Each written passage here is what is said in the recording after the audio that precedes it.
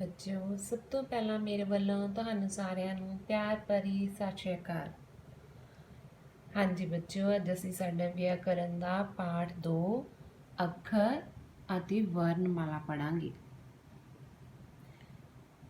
ਬੱਚਿਓ, ਜਿਵੇਂ ਤੁਸੀਂ ਜਾਣਦੇ ਹੋ, ਬੋਲਣ ਸਮੇਂ ਮੂੰਹ ਵਿੱਚੋਂ ਨਿਕਲੇ ਆਵਾਜ਼ਾਂ ਨੂੰ ਲਿਖਤੀ ਰੂਪ ਦੇਣ ਲਈ ਕੁਝ ਚਿੰਨ੍ਹ ਵਰਤੇ ਜਾਂਦੇ ਹਨ। ਇਹਨਾਂ ਚਿੰਨ੍ਹਾਂ ਨੂੰ ਹੀ ਵਰਨ ਜਾਂ ਅੱਖਰ ਕਿਹਾ ਜਾਂਦਾ ਹੈ। ਜਿਹੜੇ ਅੱਖਰ ਹਨ ਉਹ ਵਿਆਕਰਨ ਦੀ ਸਭ ਤੋਂ ਛੋਟੀ ਇਕਾਈ ਹਨ, ਕਿਉਂਕਿ ਅੱਗੇ ਇਸ ਦੇ ਹੋਰ ਟੋਟੇ ਨਹੀਂ ਕੀਤੇ ਜਾ ਸਕਦੇ। ਜਿਵੇਂ ਅਸੀਂ ਸਭ ਤੋਂ ਪਹਿਲਾਂ ਕੋਈ ਵੀ ਭਾਸ਼ਾ ਲਿਖਣੀ ਹੁੰਦੀ ਹੈ, ਚਾਹੇ ਉਹ ਹਿੰਦੀ ਹੈ, ਅੰਗਰੇਜ਼ੀ ਹੈ, ਪੰਜਾਬੀ ਹੈ, ਤਾਂ ਸਾਨੂੰ ਅੱਖਰਾਂ ਦੀ ਜ਼ਰੂਰਤ ਪੈਂਦੀ ਹੈ। ਪੰਜਾਬੀ ਲਿਖਣ ਲਈ ਸਾਨੂੰ ਗੁਰਮੁਖੀ ਲਿਪੀ ਹੈ ਜਿਹੜੀ ਉਸ ਦੀ ਵਰਤੋਂ ਕਰਨੀ ਪੈਂਦੀ ਹੈ। ਜਿਵੇਂ ਅਸੀਂ ਗੁਰਮੁਖੀ ਲਿਪੀ ਦੇ ਵਿੱਚ ਸਭ ਤੋਂ ਪਹਿਲਾਂ ਊੜਾ, ਐੜਾ, ਈੜੀ, ਸੱਸਾ, ਹਾਹਾ ਲਿਖਣਾ ਸਿੱਖਦੇ ਹਾਂ ਨਾ, ਜੋ ਕਿ ਪੰਜਾਬੀ ਨੂੰ ਲਿਖਣ ਦੇ ਲਈ ਕੁੱਲ ਜਿਹੜੇ 41 ਅੱਖਰ ਹੈ ਬਣਾਏ ਗਏ ਹਨ। ਪਹਿਲਾਂ ਇਸ ਦੇ 35 ਅੱਖਰ ਸਨ ਤੇ ਫਿਰ 6 ਅੱਖਰ ਹੋਰ ਫਾਰਸੀ ਧੁਨੀਆਂ ਤੋਂ ਲਏ ਗਏ। ਚਲੋ ਫਿਰ ਆਪਾਂ ਹੁਣ ਸ਼ੁਰੂ ਕਰਦੇ ਹਾਂ, ਦੇਖਦੇ ਹਾਂ ਸਾਡੇ ਪਾਠ ਦੇ ਵਿੱਚ ਕੀ ਦੱਸਿਆ ਗਿਆ। ਹਾਂਜੀ, ਵਿਆਕਰਨ ਦੇ ਜਿਹੜੇ ਭਾਗ ਵਿੱਚੋਂ ਵਰਨਾਂ ਜਾਂ ਅੱਖਰਾਂ, ਲਗਾ ਮਾਤਰਾਵਾਂ ਬਾਰੇ ਗਿਆਨ ਪ੍ਰਾਪਤ ਹੁੰਦਾ ਹੈ, ਉਸ ਨੂੰ ਵਰਨ ਜਾਂ ਅੱਖਰ ਬੋਧ ਆਖਦੇ ਹਨ। ਠੀਕ ਹੈ ਨਾ ਬੱਚਿਓ। ਬੋਲੀ ਦੇ 2 ਰੂਪ ਹੁੰਦੇ ਹਨ, ਇੱਕ ਤਾਂ ਹੁੰਦੀ ਹੈ ਆਮ ਬੋਲਚਾਲ ਦੀ ਅਤੇ ਇੱਕ ਹੁੰਦਾ ਹੈ ਲਿਖਤੀ ਰੂਪ। ਭਾਸ਼ਾ ਨੂੰ ਲਿਖਤੀ ਰੂਪ ਦੇਣ ਲਈ ਸਭ ਤੋਂ ਪਹਿਲਾਂ ਵਰਨਾਂ ਜਾਂ ਅੱਖਰਾਂ ਦੀ ਲੋੜ ਪੈਂਦੀ ਹੈ। ਜਿਵੇਂ ਮੈਂ ਤੁਹਾਨੂੰ ਦੱਸਿਆ ਵੀ ਕਿਸੇ ਭਾਸ਼ਾ ਨੂੰ ਸਭ ਤੋਂ ਪਹਿਲਾਂ ਅਗਰ ਅਸੀਂ ਲਿਖਣਾ ਹੈ ਤਾਂ ਸਾਨੂੰ ਅੱਖਰਾਂ ਦੀ ਜ਼ਰੂਰਤ ਪੈਂਦੀ ਹੈ। ਇਸ ਲਈ ਭਾਸ਼ਾ ਨੂੰ ਲਿਖਤੀ ਰੂਪ ਦੇਣ ਲਈ ਅੱਖਰਾਂ ਦਾ ਗਿਆਨ ਹੋਣਾ ਬਹੁਤ ਜ਼ਰੂਰੀ ਹੈ। ਜੇਕਰ ਸਾਡੇ ਕੋਲ ਅੱਖਰ ਹੀ ਨਹੀਂ ਹੋਣਗੇ ਤਾਂ ਅਸੀਂ ਕੋਈ ਭਾਸ਼ਾ ਨਹੀਂ ਲਿਖ ਸਕਦੇ। ਇਹ ਅੱਖਰ ਜਾਂ ਵਰਨ ਭਾਸ਼ਾ ਦੀ ਛੋਟੀ ਤੋਂ ਛੋਟੀ ਆਵਾਜ਼ ਹਨ, ਠੀਕ ਹੈ, ਜਿਸ ਦੇ ਅੱਗੇ ਟੋਟੇ ਨਹੀਂ ਕੀਤੇ ਜਾ ਸਕਦੇ। ਇਸ ਛੋਟੀ ਤੋਂ ਛੋਟੀ ਆਵਾਜ਼ ਨੂੰ ਚਿੰਨ੍ਹਾਂ ਦੀ ਸਹਾਇਤਾ ਨਾਲ ਪ੍ਰਗਟ ਕੀਤਾ ਜਾਂਦਾ ਹੈ। ਇਹ ਜਿਹੜੇ ਚਿੰਨ੍ਹ ਨੇ ਇਹ ਸਾਡੇ ਵਰਨ ਅਖਵਾਉਂਦੇ ਹਨ। ਹੁਣ ਪੰਜਾਬੀ ਭਾਸ਼ਾ ਨੂੰ ਲਿਖਣ ਲਈ ਹੇਠ ਲਿਖੇ ਵਰਨ ਹੈ ਜਿਹੜੇ ਵਰਤੇ ਜਾਂਦੇ ਹਨ। ਮੈਂ ਇਸ ਨੂੰ ਹਾਂਜੀ ਇੱਥੇ ਤਿਆਰ ਕੀਤਾ ਹੋਇਆ, ਜਿਸ ਤਰ੍ਹਾਂ ਤੁਹਾਨੂੰ ਦਿਖ ਰਿਹਾ ਨਾ। ਹਾਂਜੀ ਬੇਟਾ, ਪੰਜਾਬੀ ਵਰਨਮਾਲਾ ਹੈ ਜਿਹੜੀ, ਜਿਸ ਤਰ੍ਹਾਂ ਇਹਦੇ ਵਿੱਚ ਕਿੰਨੇ ਅੱਖਰ ਨੇ, ਊੜੇ ਤੋਂ ਲੈ ਕੇ ਲੇ ਪੈਰ ਬਿੰਦੀ ਤੱਕ, ਜਿਹੜੇ ਸਾਡੇ 41 ਅੱਖਰ ਬਣਦੇ ਆ। ਇਹਨੂੰ 8 ਭਾਗਾਂ ਦੇ ਵਿੱਚ ਅਸੀਂ ਵੰਡਿਆ ਹੋਇਆ। ਸਭ ਤੋਂ ਪਹਿਲਾਂ ਸਾਡਾ ਆਉਂਦਾ ਮੁੱਖ ਵਰਗ, ਜਿਸ ਤਰ੍ਹਾਂ ਊੜਾ, ਐੜਾ, ਈੜੀ, ਸੱਸਾ, ਹਾਹਾ, ਇਹਨੂੰ ਮੁੱਖ ਵਰਗ ਬੋਲਦੇ ਆ। ਅੱਗੇ ਹੈ ਕ ਵਰਗ, ਕੱਕਾ, ਖੱਖਾ, ਗੱਗਾ, ਘੱਗਾ, ngੰਗਾ। ਅੱਗੇ ਹੈ ਚ ਵਰਗ, ਚੱਚਾ, ਛੱਛਾ, ਜੱਜਾ, ਝੱਜਾ, ਨਿਆਈਆਂ। ਅੱਗੇ ਟ ਵਰਗ ਹੈ, ਟੈਂਕਾ, ਠੱਠਾ, ਡੱਡਾ, ਢੱਡਾ, ਨਾਣਾ। ਅੱਗੇ ਤ ਵਰਗ, ਤੱਤਾ, ਥੱਥਾ, ਦੱਦਾ, ਧੱਦਾ, ਨੰਨਾ। ਇਸੇ ਤਰ੍ਹਾਂ ਪ ਵਰਗ ਹੈ, ਪੱਪਾ, ਫੱਫਾ, ਬੱਬਾ, ਪੱਬਾ, ਮੰਮਾ। ਉਸ ਤੋਂ ਬਾਅਦ ਹੈ ਅੰਤਮ ਵਰਗ, ਜਿਸ ਤਰ੍ਹਾਂ ਕਿ ਪਹਿਲਾਂ 35 ਅੱਖਰੀ ਹੁੰਦੀ ਸੀ ਤਾਂ ਯਈਏ ਤੋਂ ਲੈ ਕੇ ਰਾੜੇ ਤੱਕ ਅੰਤਮ ਵਰਗ ਸੀ। ਯਈਆ, ਰਾਰਾ, ਲੱਲਾ, ਵਾਵਾ, ਡਾੜਾ। ਫਿਰ ਉਸ ਦੇ ਵਿੱਚ 6 ਅੱਖਰ ਜਿਹੜੇ ਹੋਰ ਜੋੜ ਦਿੱਤੇ ਗਏ, ਫਾਰਸੀ ਦੇ ਅੱਖਰ, ਜਿਨ੍ਹਾਂ ਨੂੰ ਜਿਸ ਤਰ੍ਹਾਂ ਸਾਨੂੰ ਕੋਈ ਕੁਝ ਸ਼ਬਦ ਲਿਖਣੇ ਸੀ, ਉਸ ਲਈ ਇਹ ਅੱਖਰ ਜਿਹੜੇ ਸੀ ਟੁਕਵੇਂ ਨਹੀਂ ਬੈਠਦੇ ਸੀ। ਜਿਸ ਤਰ੍ਹਾਂ ਅਸੀਂ ਸ਼ੇਰ ਲਿਖਣਾ, ਅਗਰ ਪੈਰ 'ਚ ਬਿੰਦੀ ਨਹੀਂ ਹੋਏਗੀ ਤਾਂ ਸ਼ੇਰ ਬਣ ਜਾਏਗਾ। ਇਸੇ ਤਰ੍ਹਾਂ ਇਹਨਾਂ ਅੱਖਰਾਂ ਦੀ ਜ਼ਰੂਰਤ ਪਈ। ਸੱਸੇ ਪੈਰ ਬਿੰਦੀ ਸ਼, ਖੱਖੇ ਪੈਰ ਬਿੰਦੀ ਖ, ਗੱਗੇ ਪੈਰ ਬਿੰਦੀ ਗ, ਜੱਜੇ ਪੈਰ ਬਿੰਦੀ ਜ਼, ਫੱਫੇ ਪੈਰ ਬਿੰਦੀ ਫ, ਲੱਲੇ ਪੈਰ ਬਿੰਦੀ ਲ। ਇਹ 6 ਅੱਖਰ ਜੋੜ ਕੇ ਸਾਡੇ 41 ਅੱਖਰ ਬਣ ਗਏ। ਇਹ ਹੈ ਸਾਡਾ ਨਵੀਨ ਵਰਗ। ਨਵੀਨ ਹੁੰਦਾ ਨਵਾਂ। ਇਹ ਸਾਰੇ ਅੱਖਰ ਕਿੰਨੇ ਬਣ ਗਏ? 41, ਜਿਨ੍ਹਾਂ ਨੂੰ ਅਸੀਂ 8 ਭਾਗਾਂ ਦੇ ਵਿੱਚ ਵੰਡਿਆ ਹੋਇਆ ਹੈ। 1 2 3 4 5 6 7 8। ਸੋ ਬੱਚਿਓ, ਇਸੇ ਤਰ੍ਹਾਂ ਇਹ ਸਾਡੀ ਸੀ ਪੰਜਾਬੀ ਵਰਨਮਾਲਾ। ਇਹਨੂੰ ਅਸੀਂ ਕੀ ਬੋਲਦੇ ਹਾਂ? ਪੰਜਾਬੀ ਵਰਨਮਾਲਾ। ਹੁਣ ਤੁਸੀਂ ਅੱਗੇ ਦੇਖੋਗੇ, ਪੰਜਾਬੀ ਭਾਸ਼ਾ ਨੂੰ ਲਿਖਣ ਲਈ 41 ਮੈਂ ਤੁਹਾਨੂੰ ਦੱਸਿਆ, ਜਿਵੇਂ 41 ਚਿੰਨ੍ਹ ਜਿਹੜੇ ਵਰਤੇ ਗਏ ਆ। ਠੀਕ ਹੈ। ਅਖੀਰ ਵਾਲੇ 6 ਅੱਖਰ ਦੂਸਰੀਆਂ ਭਾਸ਼ਾਵਾਂ ਤੋਂ ਆਏ ਸ਼ਬਦਾਂ ਨੂੰ ਲਿਖਣ ਲਈ ਬਹੁਤ ਜ਼ਰੂਰੀ ਹਨ। ਇਹਨਾਂ 6 ਅੱਖਰਾਂ ਨੂੰ ਨਵੀਨ ਵਰਗ ਦੇ ਅਧੀਨ ਰੱਖਿਆ ਗਿਆ ਹੈ।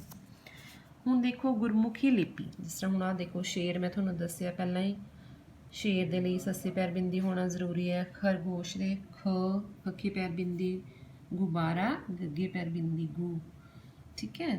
ਜ਼ੰਜੀਰ, ਫਸਲ, ਜਾਲਾ ਜਾਲਾ। ਹਾਂਜੀ, ਗੁਰਮੁਖੀ ਲਿਪੀ ਕੀ ਹੁੰਦੀ ਹੈ ਬੱਚਿਓ? ਪੰਜਾਬੀ ਭਾਸ਼ਾ ਨੂੰ ਲਿਖਣ ਲਈ ਗੁਰਮੁਖੀ ਲਿਪੀ ਦਾ ਪ੍ਰਯੋਗ ਹੁੰਦਾ ਹੈ। ਇਹ ਲਿਪੀ ਪੰਜਾਬੀ ਭਾਸ਼ਾ ਨੂੰ ਲਿਖਣ ਲਈ ਬਿਲਕੁਲ ਢੁਕਵੀਂ ਹੈ। ਜਿਸ ਤਰ੍ਹਾਂ ਕਿ ਅਸੀਂ ਹਿੰਦੀ ਦੇ ਵਿੱਚ ਦੇਵਾਨਾਗਰੀ ਅਤੇ ਅੰਗਰੇਜ਼ੀ ਦੇ ਵਿੱਚ ਰੋਮਨ ਜਿਹੜੀ ਹੈਗੀ ਲਿਪੀ ਦਾ ਪ੍ਰਯੋਗ ਕਰਦੇ ਹਾਂ, ਇਸੇ ਤਰ੍ਹਾਂ ਪੰਜਾਬੀ ਦੇ ਵਿੱਚ ਅਸੀਂ ਗੁਰਮੁਖੀ ਲਿਪੀ ਦਾ ਪ੍ਰਯੋਗ ਕਰਦੇ ਹਾਂ। ਇਸ ਲਿਪੀ ਅਧੀਨ ਸਾਰੇ 41 ਅੱਖਰ ਆਉਂਦੇ ਨੇ, 10 ਵਰਨ ਮਾਤਰਾਵਾਂ ਜਿਨ੍ਹਾਂ ਨੂੰ ਅਸੀਂ ਲਗਾ ਬੋਲਦੇ ਹਾਂ, ਅਤੇ 3 ਲਗਾ ਅੱਖਰ ਬਿੰਦੀ ਟਿੱਪੀ ਅਤੇ ਅਦਕ ਆਉਂਦੇ ਹਨ। ਇਹਨਾਂ ਸਾਰਿਆਂ ਦੇ ਸੁਮੇਲ ਦੇ ਨਾਲ ਜਿਹੜੀ ਪੰਜਾਬੀ ਭਾਸ਼ਾ ਲਿਖੀ ਜਾਂਦੀ ਹੈ। ਹੁਣ ਵਰਨਮਾਲਾ ਬੱਚਿਓ ਅੱਗੇ ਹੈਗੀ ਵਰਨਮਾਲਾ, ਜਿਹੜੀ ਅਸੀਂ ਹੁਣੀ ਦੇਖੀ ਹੈ। ਗੁਰਮੁਖੀ ਲਿਪੀ ਦੇ ਸਾਰੇ ਅੱਖਰ ਜਾਂ ਵਰਨ ਜਦੋਂ ਨਿਸ਼ਚਿਤ ਤਰਤੀਬ ਵਿੱਚ ਕਰਮ ਅਨੁਸਾਰ ਲਿਖੇ ਜਾਂਦੇ ਹਨ ਬੱਚਿਓ, ਕਰਮ ਅਨੁਸਾਰ ਮਤਲਬ ਇੱਕ ਤੋਂ ਬਾਅਦ ਇੱਕ। ਜਿਸ ਤਰ੍ਹਾਂ ਆਪਾਂ ਊੜੇ ਤੋਂ ਹਾਹੇ ਤੱਕ ਲਾਈਨ ਲਿਖੀ, ਫਿਰ ਕੱਕੇ ਤੋਂ ਲੈ ਕੇ ੰਘੇ ਤੱਕ, ਚੱਚੇ ਤੋਂ ਲੈ ਕੇ ਈਂਘੇ ਤੱਕ, ਇਸੇ ਤਰ੍ਹਾਂ ਤਰਤੀਬਵਾਰ ਜਿਹੜੀ ਅਸੀਂ ਲਿਖਦੇ ਹਾਂ ਵਰਨਮਾਲਾ, ਉਸ ਨੂੰ ਬੋਲਦੇ ਹਾਂ। ਗੁਰਮੁਖੀ ਵਰਨਮਾਲਾ ਨੂੰ 8 ਭਾਗਾਂ ਵਿੱਚ ਵੰਡ ਕੇ ਲਿਖਿਆ ਜਾਂਦਾ, ਜਿਸ ਤਰ੍ਹਾਂ ਤੁਸੀਂ ਪਹਿਲਾਂ ਹੀ ਦੇਖ ਚੁੱਕੇ ਹੋ। ਇੱਕ ਵਾਰੀ ਅਸੀਂ ਇੱਥੇ ਵੀ ਦੇਖ ਲੈਂਦੇ ਹਾਂ। ਇਹ ਸਾਡਾ ਮੁੱਖ ਵਰਗ ਹੈ, ਊੜੇ ਤੋਂ ਲੈ ਕੇ ਹਾਹਾ, ਕੱਕਾ ਵਰਗ, ਕੱਕੇ ਤੋਂ ੰਘਾ, ਚੱਚਾ ਵਰਗ ਆ ਗਿਆ, ਇਸੇ ਤਰ੍ਹਾਂ ਟੈਂਕਾ ਵਰਗ ਆ ਗਿਆ। ਫਿਰ ਹੈ ਸਾਡਾ ਤੱਤਾ ਵਰਗ, ਪੱਪਾ ਵਰਗ, ਪਵਰਗ, ਤਵਰਗ, ਅੰਤਮ ਵਰਗ, ਨਵੀਨ ਵਰਗ, ਠੀਕ ਹੈ ਬੱਚਿਓ। ਇਹ ਸੀ ਸਾਡੇ ਨਵੀਨ ਵਰਗ ਹੈਗਾ, ਜਿਨ੍ਹਾਂ ਅੱਖਰਾਂ ਦੇ ਪੈਰਾਂ ਹੇਠ ਬਿੰਦੀ ਲਗਾਈ ਜਾਂਦੀ ਹੈ, ਠੀਕ ਹੈ। ਹਾਂਜੀ ਬੱਚਿਓ, ਅੱਗੇ ਹੈ ਸਾਡੀਆਂ ਅੱਖਰਾਂ ਦੀਆਂ ਕਿਸਮਾਂ। ਹੁਣ ਦੇਖੋ ਅੱਖਰ ਤਾਂ ਅਸੀਂ ਪੜ੍ਹ ਲਏ ਆ, ਪਰ ਇਹਨਾਂ ਅੱਖਰਾਂ ਨੂੰ ਅੱਗੇ 4 ਕਿਸਮਾਂ ਜਿਹੜੀਆਂ ਭਾਗਾਂ ਦੇ ਵਿੱਚ ਵੰਡਿਆ ਗਿਆ ਹੈ। ਸਭ ਤੋਂ ਪਹਿਲਾਂ ਆਉਂਦੇ ਨੇ ਸਵਰ ਅੱਖਰ, ਫਿਰ ਹੈ ਵਿਅੰਜਨ, ਫਿਰ ਨਾਸਕੀ ਅਤੇ ਦੁੱਤ ਅੱਖਰ। ਹਾਂਜੀ ਬੱਚਿਓ, ਸਵਰ ਅੱਖਰ ਕਿਹੜੇ ਹਨ? ਜਿਹੜੇ ਅੱਖਰ ਹੋਰ ਅੱਖਰਾਂ ਦੀ ਸਹਾਇਤਾ ਤੋਂ ਬਿਨਾਂ ਬੋਲੇ ਜਾਂਦੇ ਹਨ, ਉਹ ਸਵਰ ਅੱਖਰ ਅਖਵਾਉਂਦੇ ਹਨ। ਜਿਸ ਤਰ੍ਹਾਂ ਊੜਾ, ਐੜਾ, ਈੜੀ ਗੁਰਮੁਖੀ ਦੇ 3 ਸਵਰ ਹਨ। ਜਿਸ ਤਰ੍ਹਾਂ ਤੁਸੀਂ ਇੰਗਲਿਸ਼ ਦੇ ਵਿੱਚ ਵੋਵਲਸ ਅੱਖਰ ਬੋਲਦੇ ਹੋ ਨਾ, 5 ਹਨ, ਏ ਈ ਆਈ ਓ ਯੂ। ਇਸੇ ਤਰ੍ਹਾਂ ਜਿਹੜੀ ਪੰਜਾਬੀ ਭਾਸ਼ਾ ਉਹਦੇ ਵਿੱਚ ਵੀ 3 ਅੱਖਰ ਹਨ। ਅੱਗੇ ਹਨ ਵਿਅੰਜਨ ਅੱਖਰ, ਜਿਹੜੇ ਅੱਖਰ ਸਵਰ ਅੱਖਰਾਂ ਦੀ ਮਦਦ ਦੇ ਨਾਲ ਬੋਲੇ ਜਾਂਦੇ ਹਨ, ਉਹਨਾਂ ਨੂੰ ਅਸੀਂ ਵਿਅੰਜਨ ਆਖਦੇ ਹਾਂ। ਗੁਰਮੁਖੀ ਦੇ ਵਿੱਚ ਕਿੰਨੇ ਨੇ? ਸੱਸੇ ਤੋਂ ਲੈ ਕੇ ਲੱਲੇ ਪੈਰ ਬਿੰਦੀ ਤੱਕ ਸਾਰੇ ਹੀ ਵਿਅੰਜਨ ਹਨ। ਇਸੇ ਤਰ੍ਹਾਂ ਬੱਚਿਓ ਜਿਹੜਾ ਨਵੀਨ ਵਰਗ ਹੈ, ਉਹਦੇ 6 ਅੱਖਰ ਸੱਸੇ ਪੈਰ ਬਿੰਦੀ ਤੋਂ ਲੈ ਕੇ ਲੱਲੇ ਪੈਰ ਬਿੰਦੀ ਤੱਕ ਵੀ ਵਿਅੰਜਨ ਅੱਖਰ ਹੀ ਅਖਵਾਉਂਦੇ ਨੇ। ਹਾਂਜੀ, ਅਨੁਨਾਸਕ। ਅਨੁਨਾਸਕ ਹੁੰਦਾ ਹੈ ਜਿਨ੍ਹਾਂ ਅੱਖਰਾਂ ਨੂੰ ਬੋਲਣ ਸਮੇਂ ਨੱਕ ਰਾਹੀਂ ਆਵਾਜ਼ ਆਵੇ, ਉਹ ਅੱਖਰ ਸਾਡੇ ਅਨੁਨਾਸਕ ਜਾਂ ਨਾਸਕੀ ਅੱਖਰ ਅਖਵਾਉਂਦੇ ਹਨ। ਪੰਜਾਬੀ ਦੇ ਵਿਅੰਜਨ ਅੱਖਰਾਂ ਵਿੱਚੋਂ ਯਈਆਂ, ਯਾਈਆਂ, ਯਈਆਂ, ੰਘਾ, ਨਾਣਾ, ਨੰਨਾ, ਮੰਮਾ 5 ਨਾਸਕੀ ਅੱਖਰ ਹਨ। ਜਿਸ ਤਰ੍ਹਾਂ ਤੁਸੀਂ ਦੇਖੋ ਨਾਲ ਦੇ ਨਾਲ ਸ਼ਬਦ ਵੀ ਲਿਖੇ ਹੋਏ ਹਨ। ਹਿੰਗ, ਠੀਕ ਹੈ, ਜੰਝ, ਥਣ, ਨਲਕਾ, ਮਦਾਰੀ। ਇਹਨਾਂ ਜਿਹੜੇ ਅੱਖਰ ਹੈ ਉਹਨਾਂ ਦੀ ਸਹਾਇਤਾ ਦੇ ਨਾਲ ਜਿਹੜੇ ਅੱਗੇ ਸ਼ਬਦ ਲਿਖੇ ਹੋਏ ਹਨ। ਇਸੇ ਤਰ੍ਹਾਂ ਚੌਥਾ ਹੈ ਦੁੱਤ ਅੱਖਰ। ਜੋ ਅੱਖਰ ਦੂਜੇ ਅੱਖਰਾਂ ਦੇ ਪੈਰ ਵਿੱਚ ਲਗਾਏ ਜਾਂਦੇ ਹਨ, ਉਹ ਕਿਹੜੇ ਹਨ? ਦੁੱਤ ਅੱਖਰ ਅਖਵਾਉਂਦੇ ਹਨ। ਇਹਨਾਂ ਦੀ ਗਿਣਤੀ ਬੱਚੋ 3 ਹੈ। ਇਹ ਪੈਰ ਦੇ ਵਿੱਚ ਲੱਗਣ ਵਾਲੇ ਅੱਧੇ ਅੱਖਰ ਦੀ ਕਮੀ ਨੂੰ ਪੂਰਾ ਕਰਦੇ ਹਨ। ਜਿੱਥੇ ਘੱਟ ਆਵਾਜ਼ ਹੋਵੇ ਉੱਥੇ ਅਸੀਂ ਇਹਨਾਂ ਅੱਖਰਾਂ ਦਾ ਪ੍ਰਯੋਗ ਕਰਦੇ ਹਾਂ। ਜਿਸ ਤਰ੍ਹਾਂ ਪੜ੍ਹਾਈ ਦੇ ਵਿੱਚ ਹਮੇਸ਼ਾ ਅਸੀਂ ਡਾੜੇ ਦੇ ਪੈਰ ਦੇ ਵਿੱਚ ਹਾਹਾ ਲਗਾਉਂਦੇ ਹਾਂ। ਇਸੇ ਤਰ੍ਹਾਂ ਚੜ੍ਹਾਈ, ਜੜ, ਠੀਕ ਹੈ। ਪਰ ਜ਼ਿਆਦਾਤਰ ਹੁਣ ਇਹਨਾਂ ਅੱਖਰਾਂ ਦੀ ਜਿਹੜੀ ਵਰਤੋਂ ਹੈ, ਜਿਸ ਤਰ੍ਹਾਂ ਰਾਰਾ ਅਤੇ ਵਾਵਾ, ਕਾਫੀ ਹੱਦ ਤੱਕ ਖਤਮ ਹੁੰਦੀ ਜਾ ਰਹੀ ਹੈ। ਇਸੇ ਤਰ੍ਹਾਂ ਪ੍ਰਸ਼ਨ ਦੇ ਵਿੱਚ ਦੇਖੋ ਅਸੀਂ ਹਮੇਸ਼ਾ ਪੈਰ ਦੇ ਵਿੱਚ ਰਾਰਾ ਪਾਉਂਦੇ ਹਾਂ। ਪ੍ਰਕਾਸ਼, ਪ੍ਰਚਾਰ, ਪ੍ਰੋਫੈਸਰ, ਠੀਕ ਹੈ। ਇਹ ਹੈਗੇ ਆ ਸਾਡੇ ਵਾਵੇ ਦੇ ਵਾਵਾ ਜਿਹੜਾ ਪੈਰ ਦੇ ਵਿੱਚ ਅੱਖਰ। ਜਿਵੇਂ ਸਵੈ ਜੀਵਨੀ ਅਗਰ ਅਸੀਂ ਲਿਖਣਾ ਹੈ ਤਾਂ ਵਾਵੇ ਰਾਹੀਂ ਪੈਰ ਦੇ ਵਿੱਚ ਪਾਉਂਦੇ ਹਾਂ। ਸਵੈ ਰੁਜ਼ਗਾਰ, ਠੀਕ ਹੈ, ਸਵੈ ਬਲ। ਅਜੋਕੀ ਪੰਜਾਬੀ ਵਿੱਚ ਹੁਣ ਵਾਵਿਆਂ ਦੀ ਵਰਤੋਂ ਜਿਹੜੀ ਖਤਮ ਹੀ ਹੁੰਦੀ ਜਾ ਰਹੀ ਹੈ। ਕੋਈ ਵੀ ਜਿਹੜਾ ਸ਼ਬਦ ਆ ਅਸੀਂ ਵਾਵਿਆ ਪੈਰ ਦੇ ਵਿੱਚ ਪਾ ਕੇ ਨਹੀਂ ਪਾਉਂਦੇ। ਇਸ ਦੀ ਥਾਂ 'ਤੇ ਅਸੀਂ ਪੂਰਾ ਵਾਵਾ ਲਿਖ ਲੈਂਦੇ ਹਾਂ।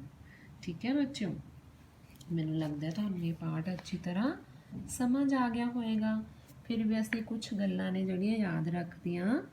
ਭਾਸ਼ਾ ਨੂੰ ਜਿਹੜਾ ਲਿਖਤੀ ਰੂਪ ਹੈ ਉਹਨੂੰ ਦੇਣ ਦੇ ਲਈ ਕੁਝ ਜਿਹੜੇ ਸਾਡੇ ਚਿੰਨ੍ਹ ਵਰਤੇ ਜਾਂਦੇ ਹਨ, ਉਹ ਅੱਖਰ ਰਖਵਾਉਂਦੇ ਨੇ। ਪੰਜਾਬੀ ਭਾਸ਼ਾ ਨੂੰ ਲਿਖਣ ਲਈ ਕੁੱਲ ਕਿੰਨੇ ਅੱਖਰ ਵਰਤੇ ਜਾਂਦੇ ਹਨ? 41 ਅੱਖਰ ਜਿਹੜੇ ਹੁੰਦੇ ਨੇ 4 ਪ੍ਰਕਾਰ ਦੇ ਹੁੰਦੇ ਨੇ: ਸਵਰ, ਵਿਅੰਜਨ, ਅਨੁਨਾਸਕ, ਦੁੱਤ। ਸਾਰੇ ਅੱਖਰਾਂ ਦਾ ਗਿਆਨ ਹੋਣ ਨਾਲ ਹੀ ਅਸੀਂ ਪੰਜਾਬੀ ਭਾਸ਼ਾ ਲਿਖ ਸਕਦੇ ਹਾਂ। ਪੰਜਾਬੀ ਭਾਸ਼ਾ ਗੁਰਮੁਖੀ ਲਿਪੀ ਵਿੱਚ ਲਿਖੀ ਜਾਂਦੀ ਹੈ। ਸੋ ਬੱਚਿਓ, ਇਹ ਸੀ ਸਾਡਾ ਪਾਠ ਨੰਬਰ 2। ਅੱਗੇ ਜਿਹੜੀ ਇਹਦੀ ਅਭਿਆਸ ਹੈ ਮੈਂ ਤੁਹਾਨੂੰ ਇਹ ਭੇਜ ਦੇਵਾਂਗੀ। ਤੁਸੀਂ ਇਸ ਤੋਂ ਆਪਣੇ ਆਪ ਜ਼ਿਆਦਾਤਰ ਤੁਸੀਂ ਇਸ ਨੂੰ ਕਰ ਸਕਦੇ ਹੋ। ਸੋ ਬੱਚਿਓ, ਮੈਨੂੰ ਇਜਾਜ਼ਤ ਦਿਓ। ਧੰਨਵਾਦ।